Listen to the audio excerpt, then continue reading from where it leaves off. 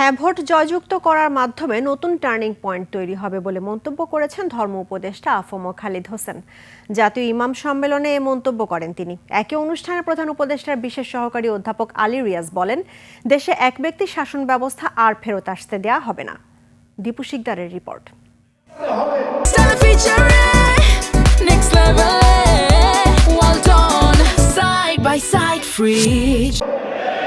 নগরীর চিনমত্রী সম্মেলন কেন্দ্রে আয়োজন করা হয় জাতীয় ইমাম সম্মেলনের।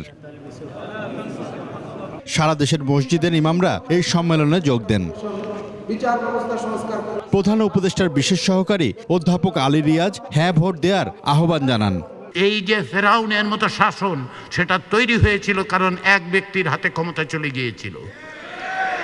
তাহলে আমাদের নিশ্চিত করতে হবে যে এক ব্যক্তির হাতে যেন ক্ষমতা না যায়। রাজনৈতিক দলগুলো এই বিষয়ে একমত, বাংলাদেশের অধিকাংশ মানুষ তার সঙ্গে একমত। আমাদের মার্কা হচ্ছে টিক চিহ্ন, হ্যাঁ মার্কায় টিক চিহ্ন।